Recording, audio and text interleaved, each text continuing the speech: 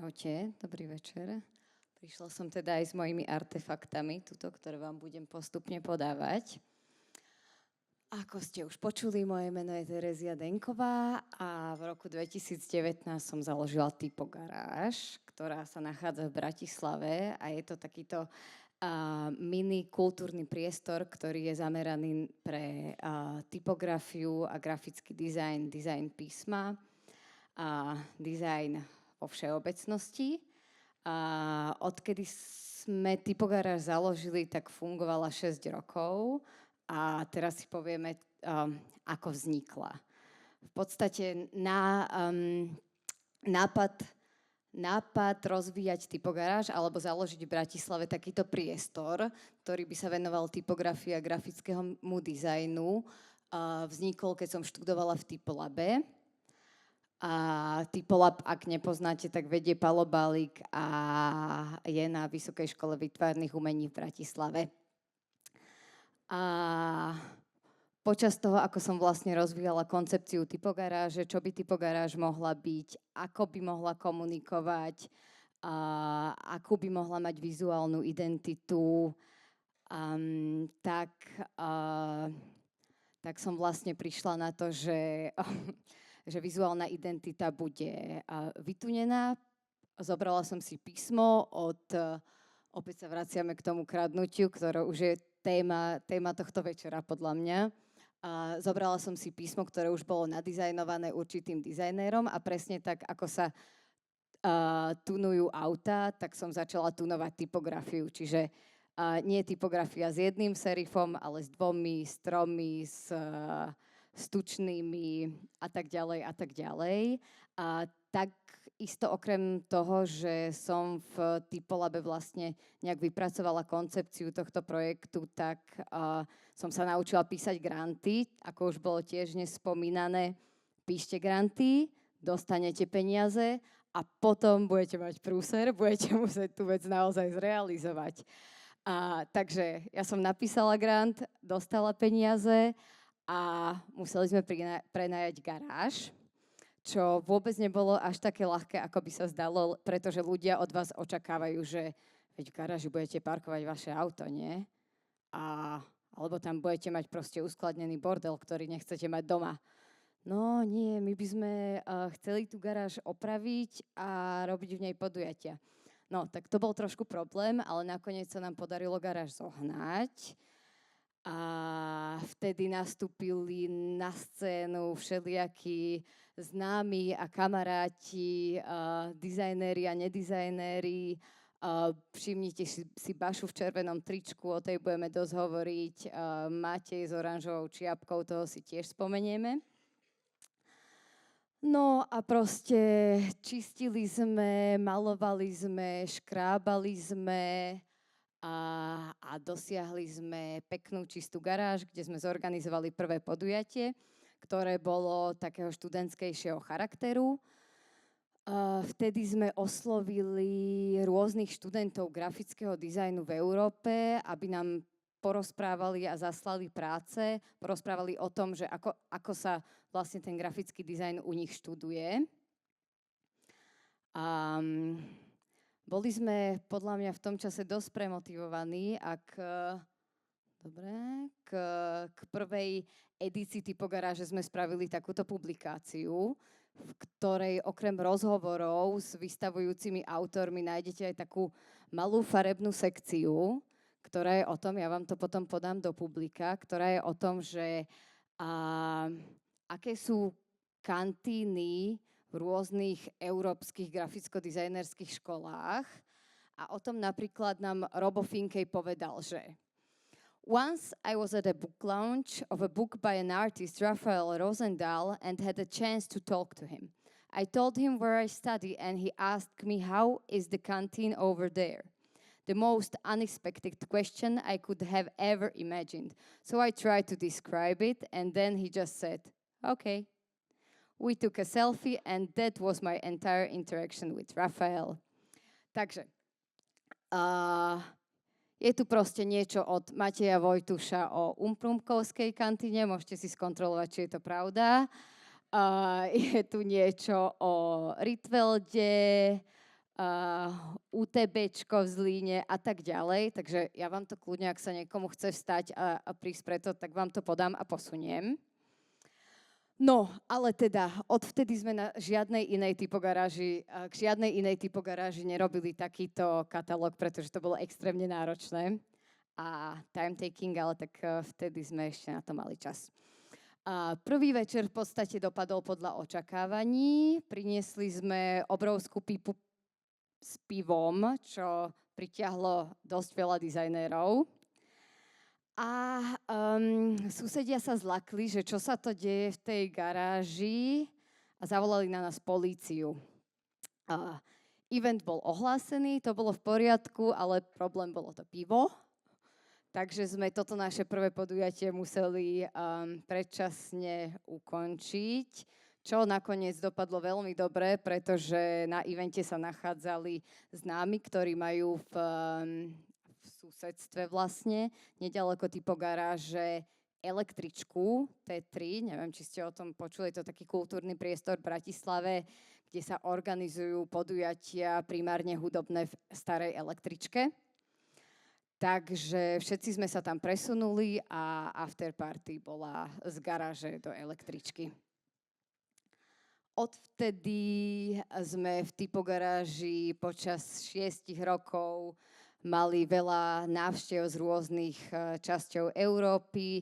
Zuzka Kostelánska z Holandska si tam prišla postaviť poličku a ukázať na nej nejaké knihy. Od vás Heavyweight alebo Radexidum z Belgicka, Atelier Brenda, koho tu ďalej máme. Do jednej typogaráže prišiel aj Ješko, náš jediný zvierací návštevník. A dúfam teda, že veľa ľudí tam strávilo veľa príjemného času. Ja som v medzičase skončila moje štúdium v Typolabe takouto diplomovkou, ktorú vám tiež podám kľudne. Nech sa páči, je tu a je o predizajnovávaní, o tom, prečo ako dizajnéri máme chuť alebo tendencie veci predizajnovávať, čo to predizajnovávanie je a vlastne výsledkom bola takáto veľmi vizuálne plná publikácia. Ja som školu končila v časoch covidu, takže sme museli vymysleť, akým spôsobom odprezentujeme publikácie, ktoré je najlepšie teda, keď si človek prehmatá, ale nedalo sa to tak, že sme ich online streamovali. To som ale v tom čase netušila, že o chvíľu budem robiť časopis, ktorý vôbec výsledkovo nevyzerá predizajnovanie, ale proces bol extrémne o predizajnovávaní. Bola to celkom oriešok táto úloha, pretože som to preberala po inom dizajnérovi a úlohou bolo vlastne zachovať tú tvár toho časopisu tak, ako bola, ale priniesť niečo nové.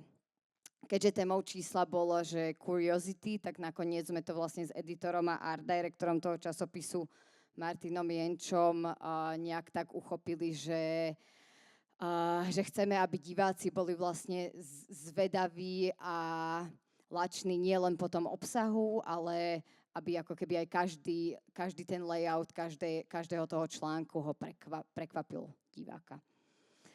No, potom sa mi stala takáto vec v živote, že som mala takéhoto malého človeka, čo vlastne mi extrémne ubralo čas. A musela som zrazu rozmýšľať, že ako robiť tie veci tak, aby sa to dalo robiť aj s malým dieťaťom. Tak potom prišli také situácie, že photoshooting produktových plagátov na typogaráž musel obsahovať hru s autičkami. K typogaráži to celkom sedelo do koncepcie, takže to bolo v poriadku. Ale vlastne musela som premysleť aj spôsob, akým budem pracovať a vlastne teraz už môžem povedať aj, že chvála Bohu, som si mohla projekty začať vyberať. A Ďalší spôsob, akým sa dá fotiť, keď máte doma malé dieťa, je, že príde fotografka k vám s takým tým boxom a tam si odfotíte knižky. A tam potom není vidieť, že čo sa deje okolo. A toto konkrétne je publikácia Beletria Iba Fischer od Michala Baláža, ktorá je o v podstate veľmi egocentrickom hrdinovi a ak by som to mala zacitovať, tak je to o hrdinovi, ktorý neberie vážne ani sám seba a presne také isté je to typografické spracovanie tej publikácie. Ideme ďalej. Posledným z projektov, alebo takým akože výraznejším za posledné roky bola vizuálna identita Národnej ceny za dizajn, na ktorú sme vlastne vyhrali súťaž spolu s Barbarou Kovalčukovou, to je tá v tom červenom tričku, čo tam natierala podlahu na tej prvej fotke. A išlo o celkom komplexné zadanie v podstate od tvorby publikácie, tá je zase tu, cez tvorbu vizuálnej identity, kampane, dizajnu výstavy. Čiže áno, bolo to celkom komplexné zadanie, tým, že išlo o ročník, ktorý sa venoval grafickému dizajnu, tak my sme si zvolili taký koncept, že prenesieme do digitálneho priestoru vlastne metódu sádzania štočkov, ako keby proste prapôvodnej tlačiarenskej techniky a tu ako keby takto digitalizujeme. Čiže môžete si prezrieť aj katalóg. Sa tu nabeháte pri mne. A ďalším projektom je spolupráca s Múzeom mesta Bratislavy a akože v tejto situácii aktuálnej mi nedá nespomenúť, že je to zatiaľ jedna z mála fungujúcich inštitúcií na Slovensku, keďže sa nám to tam všetko pomaly rozpadá. A je to len preto, že Múzeum mesta Bratislavy spadá pod Bratislavu a nie pod vládu Slovenskej republiky. No, ale anyway, pracovali sme opäť s Barbarou Kovalčukovou na tomto vizuále tejto výstavy, ktorá sa volá, alebo venuje sa súčasnému mimoeurópskemu zberateľstvu. A koncepcia, ktorú vidíte na vizuáloch, vychádza z toho, že sme sa inšpirovali tým, ako sú nakreslené znaky v mimoeurópskych skriptoch, napríklad Nušu a mnohé ďalšie. A vlastne prebrali sme, že ťah a kompozíciu tých jednotlivých znakov, ktorú sme nanovo vybudovali vlastne našou latinkou. Dobre, neviem, či je to pochopiteľné, ale toto je, jak to je. Čo sa týka vlastne tých ostatných výstupov, tak tie boli, že veľmi minimalisticky spracované až takou, že Crystal Globe metodou by som povedala, že chceme nechať rozprávať tie objekty samotné. Súčasťou výstavy bola takáto malá interakcia, pečiatok, ktorú si vlastne návštevník mohol nazbierať presne tak, jak keď idete že do hôr a zbierate si tie pečiatky, alebo proste idete po krajinách, pečiatkujú vám pás, tak presne takto isto ste si mohli nazbierať vo výstave pečiatky artefaktov. Ďalšia spolupráca, ktorú spomeniem, je s občianskym združením Čierne diery. Neviem, či poznáte Čierne diery, ale za mňa je to taký malý zázrak na slovenskej scéne, čo sa týka popularizácie architektúry a knižného dizajnu a klasickej grafiky. Čokoľvek, čo Čierne diery vydajú, je, ak ide o grafiku, vypredané do 10 minút. Ak ide o knihu, tak je to vypredané do 2 dní, povedzme. A to musíme byť lucky. Áno, posuň to. Táto publikácia je o sobašných sieňach z 80., 70. a 80.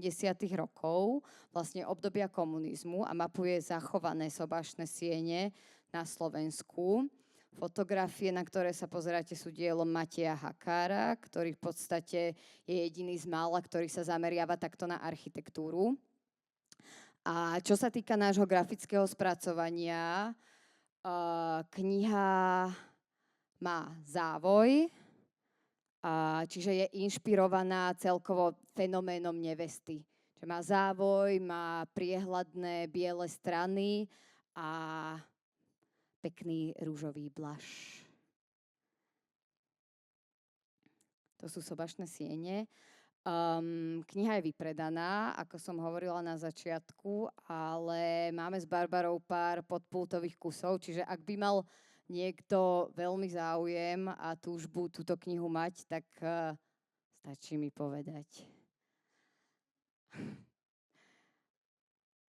A posledný projekt, o ktorom si niečo povieme, je dizajn výstavy, opäť v spolupráci s Múzeom mesta Bratislavy, Rodinné skutočnosti. Táto výstava sa zameriava na skúmanie prešporských rodín a vlastne presne z tohto vychádza aj náš dizajn a práca s typografiou.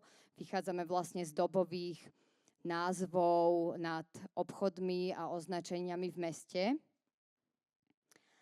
Z výstavy si viac neukážeme, pretože sa len minulý týždeň otvorila a ešte to nemáme zdokumentované, ale súčasťou výstavy je aj takáto publikácia Rodinné skutočnosti,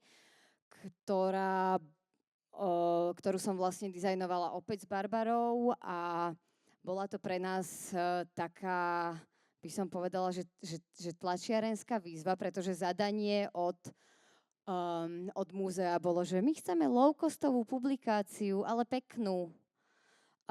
Tak sme si povedali, že no, tak OK, tak je tlačená teda, že iba 2 farbami. Je to úplne najklasickejšia, až by som povedala, že najhnusnejšia, proste V2-ková väzba. Proste s mäkkým obalom, nič výnimočné sme tam nevymýšľali, ale povedala by som, že netreba sa báť takýchto lacnejších tlačiarenských techník, pokiaľ to vlastne koncepcia a ten dizajn ustojí.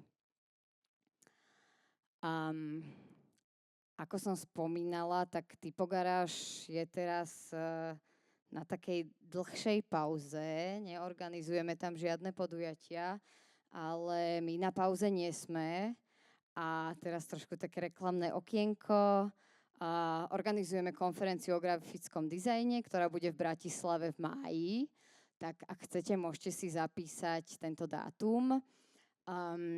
Vlastne koncepcia celého toho podujatia bola vyvíjaná v spolupráci s Palom Bálikom a kurátorkou tohto ročníka bude Ľubica Segečová, čiže máme tam už teraz pekné mená a tešíme sa na to. A ja vám ďakujem za pozornosť.